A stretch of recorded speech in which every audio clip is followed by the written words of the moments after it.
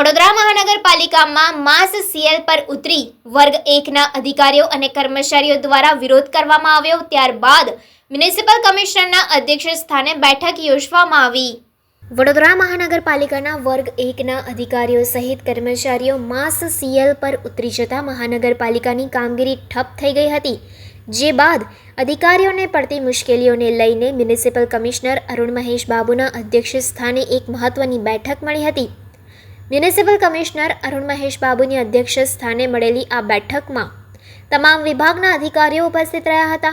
આ બેઠકમાં કોઈ ત્રાહિત વ્યક્તિઓ દ્વારા કામમાં થતી કનડગતને લઈને મ્યુનિસિપલ કમિશનર અરુણ મહેશ બાબુને રજૂઆત કરવામાં આવી હતી। જે બાબતની ગંભીરતાને ધ્યાને લઈ મ્યુનિસિપલ કમિશનર અરુણ મહેશ બાબુએ જીએડીને આ બાબતે તપાસ કરી તાત્કાલિક કાર્યવાહી કરવા સૂચન કર્યું હતું। બેઠકમાં મ્યુનિસિપલ કમિશનર અરુણ મહેશ બાબુએ સમસ્યાનું નિરાકરણ લાવવાની બાંહેધરી આપતા અધિકારીઓ દ્વારા પરત ફરજ પર હાજર થઈ જતા સમગ્ર મામલાનો સુખદ અંત આવ્યો હતો।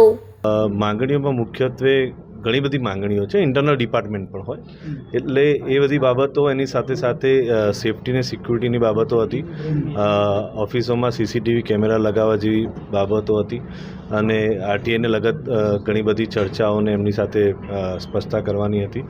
આમ વિવિધ મુદ્દાઓ પર સાહેબ જોડે ચર્ચા થઈ છે। કોઈ ત્રાહિત વ્યક્તિની વાત હતી, કોણ, શું નામ છે, કોણ છે વ્યક્તિ, શું કહેશો? ત્રાહિત વ્યક્તિની નામ હોય એટલે ત્રાહિત એટલે જ કહેવામાં આવ્યું હોય કે દરેક બાબતને ઉજાગર કરવાની ના હોય, કેટલીક ઇન્ટરનલ ડિપાર્ટમેન્ટ બાબતો પણ હોય છે। એટલે એના માટે સેફ્ટી એન્ડ સિક્યુરિટીનું મેં આપને કીધું એ પ્રમાણે સાહેબને અમે સૂચન કર્યું છે કે તમામ વર્ગ 1ના અધિકારી છે તમામના ચેમ્બરોમાં સીસીટીવી કેમેરા લગાવવામાં આવે અને જેથી જે કામગીરી છે અને કામગીરીને એ લોકો મુક્ત રીતે કામગીરી કરી શકે।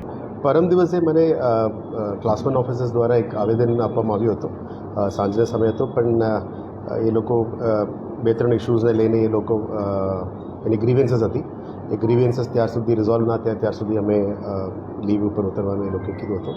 Unfortunately even I was not available. ગઈકાલે મારા પપ્પાનું ફાધરની હોસ્પિટલ ટ્રીટમેન્ટ ચાલતું હતું, હવે પણ થોડું મારે ઇમરજન્સી છે, પણ આ ઇશ્યુઝ રિઝોલ્વ કરીને તાત્કાલિક પબ્લિકનું સર્વિસીસ રિસ્ટોર કરવા માટે અમે મહેનત કરી રહ્યા છીએ। એટલે કોઈની પણ આમ પણ નીચે કોઈના ગઈકાલે જે ડ્રેનેજ સર્વિસીસ, સોલિડ વેસ્ટ યા વોટર સપ્લાય સિસ્ટમ્સમાં કોઈ રોગ લાગ્યું નથી, એટલે ફિલ્ડ વર્ક તો કામ ચાલતું જ હતું।